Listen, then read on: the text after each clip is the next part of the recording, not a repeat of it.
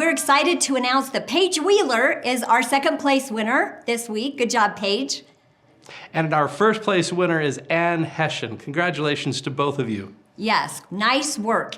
And Ann will be sending you a 6-pass of the AO sample passes. All right, let's move on to our drawing. The question this week was, how do you offer relief to others?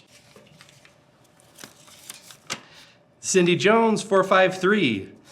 Here's what she said. I offer them quick scans to see what homeopathic remedies show up, or I do Cephi homeopathic by symptom scan for their ailment. I then send frequencies using a playlist specific for them, including the homeopathic remedies. Good job, Cindy Jones. Thank you. AO Relief coming to you. Our next winner is Get Healthy with Sabrina. I offer specific frequencies, 660 band, illuminator, and Cephi dots. Now we can add an AO Relief spray on top of that. So Nice job, AO Sabrina. Relief coming to you. Next, and lastly, I have not yet had the chance to try New Relief. I ordered it, and it will be here soon. I can't wait for it to come. I do the inner voice with them. It tells them things they need to do and gives suggestions to help. I show them how to use Cephi to help support their body in the areas needed. It's amazing how spot on it is. Almost always it brings relief. Thank you so much, Lynette Stroh, 4073. Congratulations to our winners. AO Relief coming your way.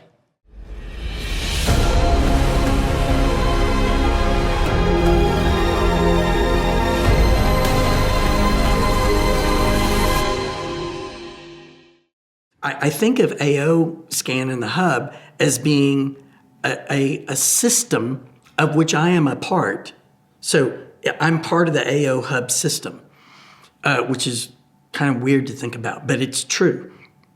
And there's an interactive quality of that reciprocal dynamic that exists between me and that system, such that the AO and I are interacting with one another to assess where I am in the moment, address where I am in the moment, particularly if I'm not where I want to be or need to be, and then to reassess me to see if I've made the shift.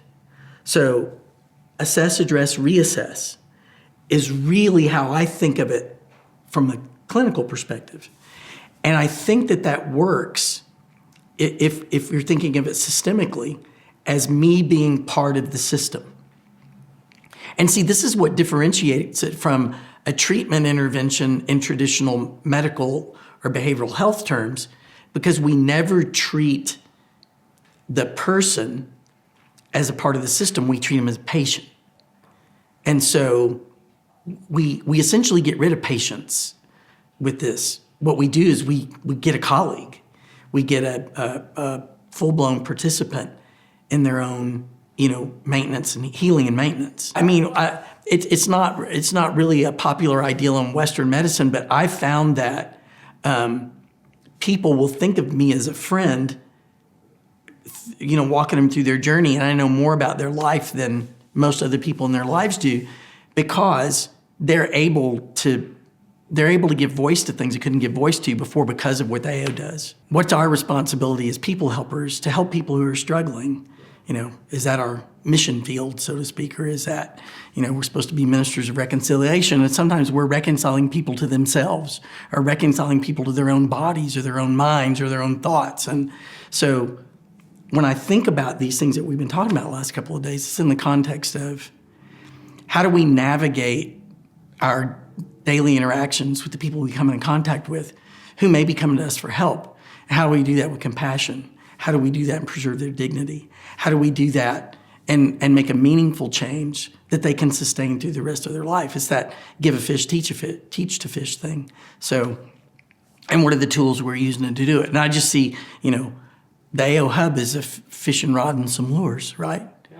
And so we're just teaching the brain how to do stuff differently, and that just becomes the tool or the vehicle for doing that, if that makes sense.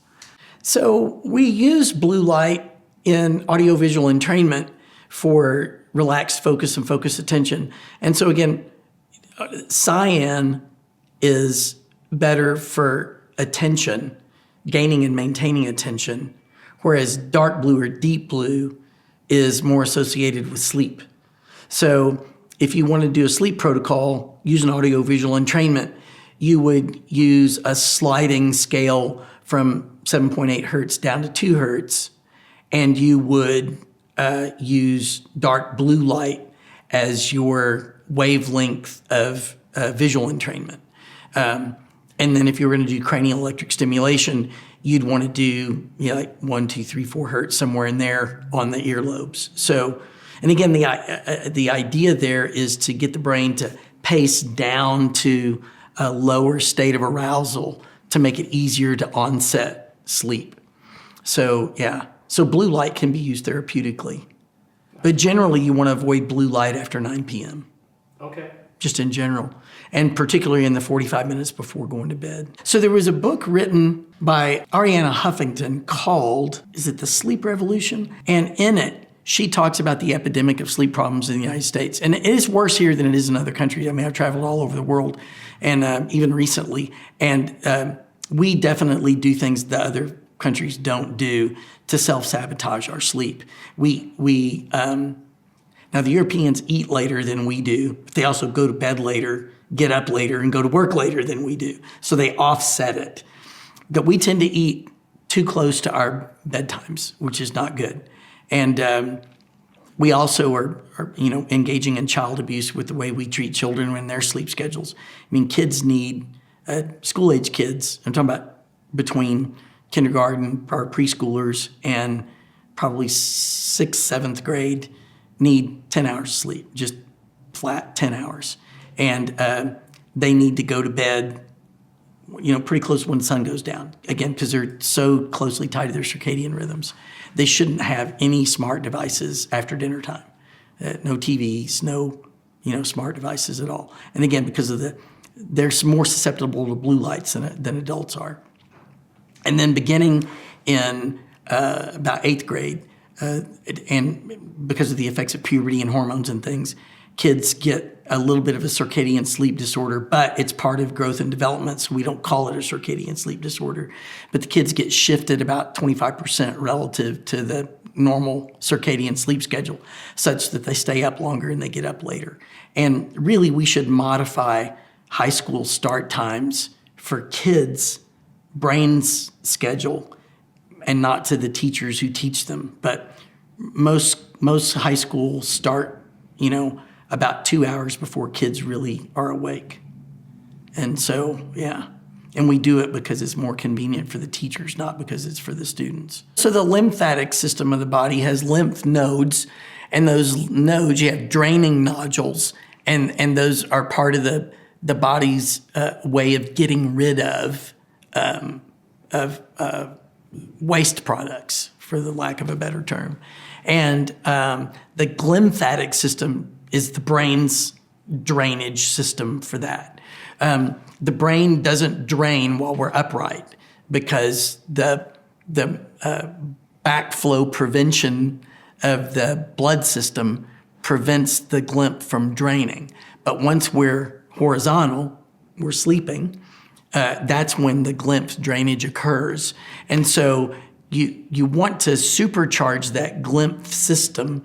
So the best way to do it is through red light applied to the carotid, internal, external carotids at the neck, and then to the head, and again, intranasally. That's the way to get it in as many places as you can, and then to do that laying down so that you can improve the drainage of the system. There's a chiropractor named Joe DiDuro who wrote a book about his discovery of using red light therapy for draining the glymphatic system.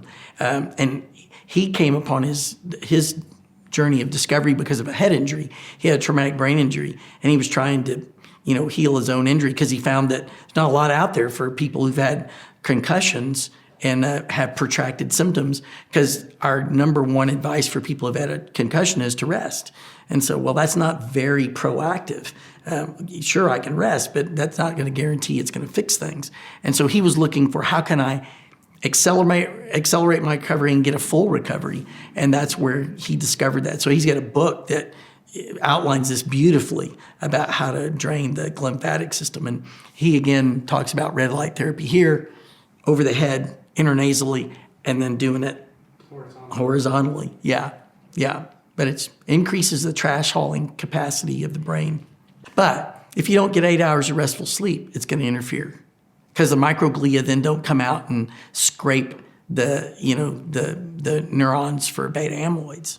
That's their job, is to clean up beta amyloid plaques. Well, if you're not getting into stage 3 sleep, they're not cleaning the windows. You're just building up scum. So that's a problem. If you have an inflammatory diet, it again, the microglia are more concerned with inflammation than anything. And so now you've tasked them to do something because you've got a terrible diet, so that they can't be doing their regular job of keeping the garden pruned. I mean, that's really what they are. They're the little gardeners of the brain, and they keep things pruned. The macrophages come out and eat cells before they reach the end of their shelf life, and they recycle the organelles to build new neurons. And so they have all this important work to do.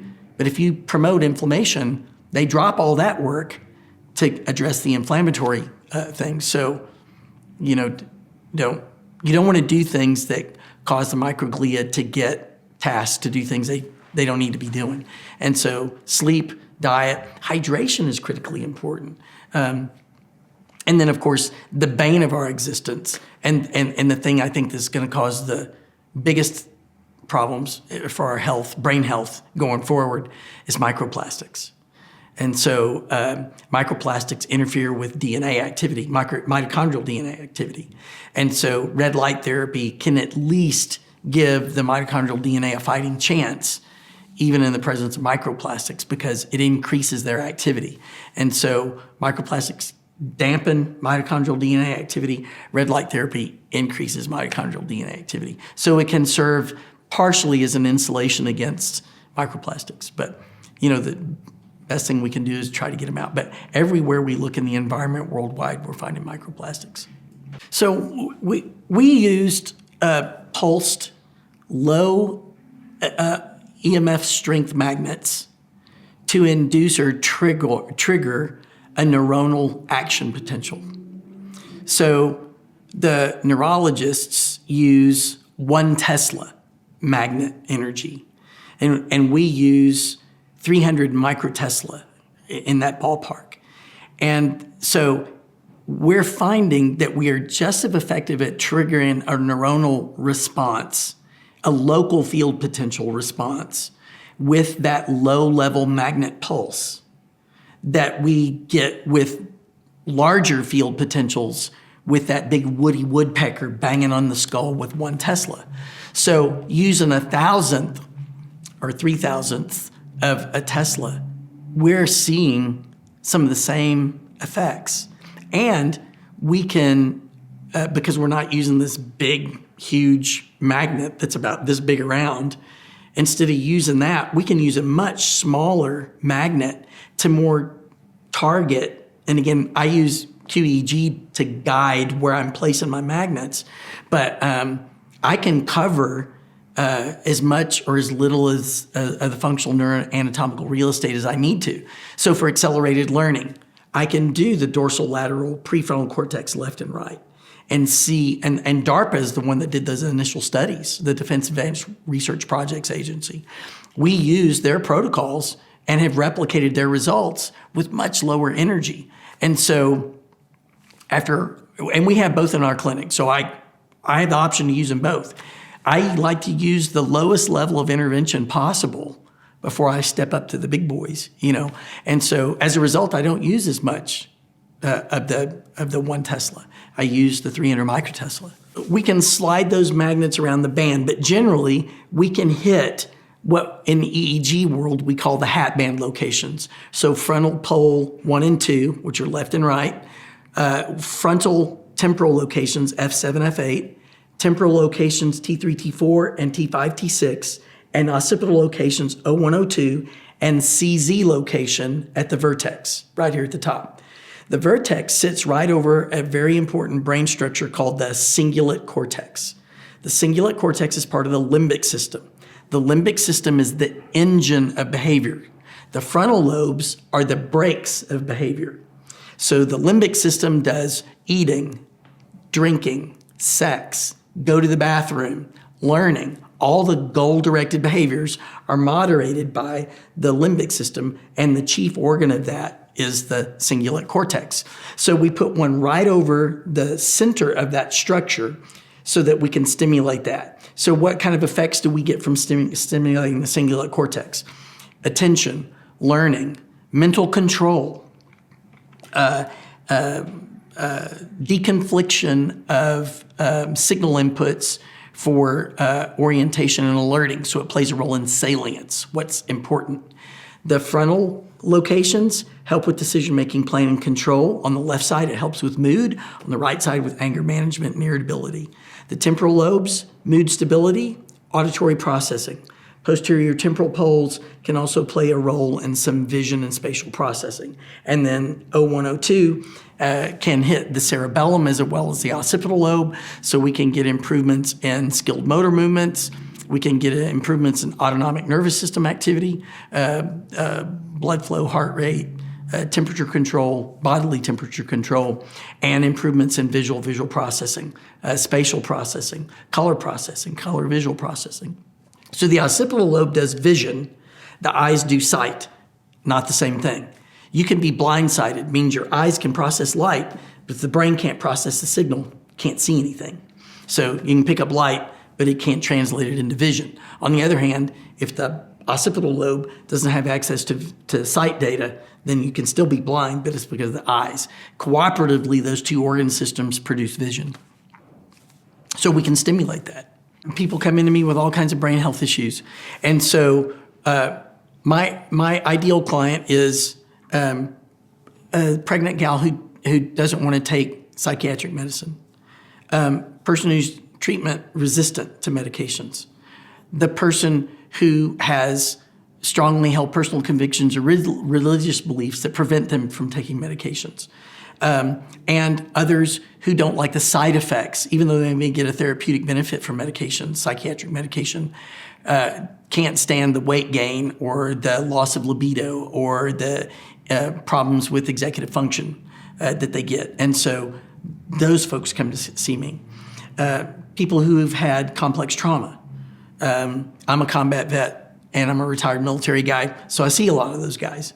And so I prefer to start them in on an intervention that allows me to get, again, quick assessment and quick intervention so that I can get a quick response, treatment response. It also informs me as to whether or not a higher level of stimulation might be necessary. So if they don't respond to the gentle suggestions that the micro Tesla field is generating, then maybe I need to use a stronger alternating current or direct current or random noise field. And then if they don't respond to that, then I use the TMS. But for me, TMS is a last resort, not first. It's that if all you have a hammer, everything looks like a nail. So I have a full toolkit. And AO has really rounded out my toolkit because I did have one audiovisual immersion tool. It does auditory, visual, cranial electric stimulation, or TDCS, all in one. But it didn't let me do the pulsed EMF fields.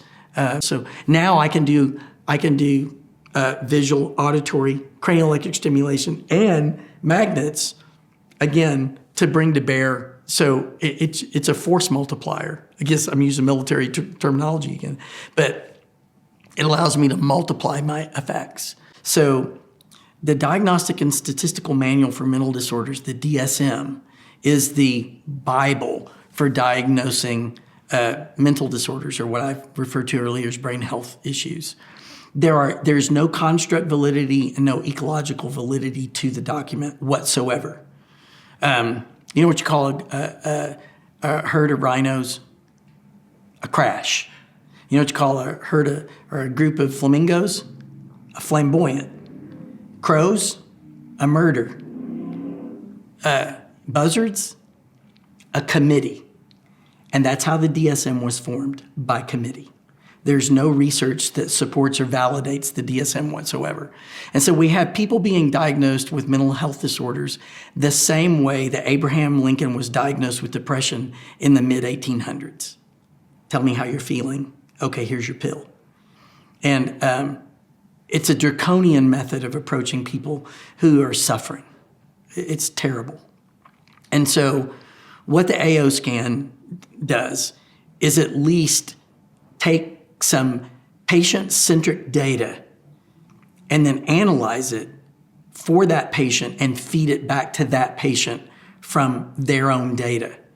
And it's not subjective, it's objective. It's objective data. Now in my clinic, we have tons of tools. We can do neurocognitive assessments. We can do self-report instruments. We can do QEEG assessments. We can do all those things. But if I have a person in crisis, I'm gonna skip that and save it for later and do an AO assessment immediately. Because again, I can assess, address, and reassess in the same session so that I can have at least some hope that I'm gonna get the person some relief in that first encounter. And again, in doing that, not only do they feel better, which is the most important thing, but then they begin to trust that the things I'm gonna ask them to do later are gonna be beneficial from them and for them. And so I'm not just helping them feel better, I'm building up some credibility and trust, gaining trust, so that the more difficult things I'm gonna ask them to do later about cleaning up their diet and to engage in exercise and to clean up their thought life and get rid of that stinking thinking. So, and which is gonna be hard work. They're gonna be much more likely to do if they go, hey, he helped me from the very first session I sat in with him. And so again, force multiplier, game changer for the person in crisis. Now, for the person whose symptoms are stable and they're livable, I might not do that until I finish my other assessments so that I can pick the best path. And the best path is generally going to be multimodal. So I'm going to look at functional genetics and I'm going to supplement those as appropriate. I'm going to look at neurotransmitter stress hormones and supplement those as appropriate. I'm going to look at diet, sleep, and exercise, and I'm going to address those as appropriate. I'm going to look at the brain map and the neurocognitive test results, and I'm going to overlap those to see where are the deficits and what's the low-hanging fruit. Where's the easiest thing to intervene to get the biggest results the quickest? And it may be that the AO is the one that's going to deliver that. And I may do just audio-visual entrainment. I may just do audio entrainment with cranial electric stimulation and not do the visual, So I may pick pieces of it. I may just do the pulsed electromagnetic field microtest. I may just do that. Or because I have in my clinic the ability to do micro Tesla at the same time I'm doing PEMF whole head, then I can pick frequency-specific interventions here, and I can give broadband with the pulsed EMF. Or I may do TDCS point-to-point, or reset the cingulate through putting an anode here and a cathode here and doing direct current while I'm doing microtesla to stable out the temporal lobe. So it just gives me more flexibility to intervene. And again, the more tools you have, generally the better, not the worse. So, and then if we layer that with PBM while we're doing hyperbaric, which is my next mad scientist project, is to do the PBM helmet while they're in hyperbaric, I think we're going to see some remarkable improvements, particularly in traumatic brain injury, which is kind of like my passion for my vets is, most of them have suffered several, trauma. Matter of fact, a guy just texted me while we were talking who has had 10 TBIs and developed an epileptiform, a seizure disorder because of his head injuries. And so he's stable now, but he's also a clinician. And it's because of all the tools we brought to bear on it. So this is an exciting time to be in psychophysiology. It's just an incredibly natural medicine. I think we're going to lap the allopathic field, except for those who've decided to come and be part of it. And there's plenty of them. Matter of fact, we train tons of allopaths, and they're great partners because they're bringing domain-specific expertise of bodily systems and then applying what we're teaching them with psychophysiology and psychophysiological interventions, and they're doing great things. So they actually are great partners. And our biggest missionary efforts are with our neurologist and psychiatrist friends. But I think they're going to see, the benefits, because most of them are motivated to help their patients just like we are. And so I think they're going to be willing to adopt, if this can help their patients, they'll do it. And so it just may take a little bit longer to get out of the old way of doing things, very Machiavellian, to get out of the old way of doing things, to adopt a new order of things. But I think it's going to happen. And I hope it happens in my clinical lifetime.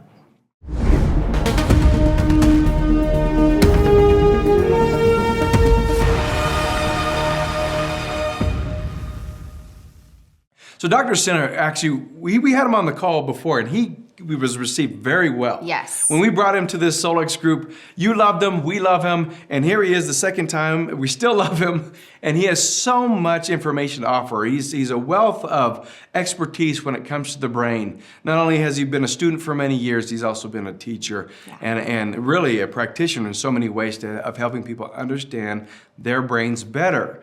Now, on this call, comment after the live chat, if you could ask Dr. Center something, what would you want to ask him? What question is nagging after these presentations? What is nagging that you would just say, hey, if you could sit in a room with him, what would you want to ask him? We'd love to get those questions.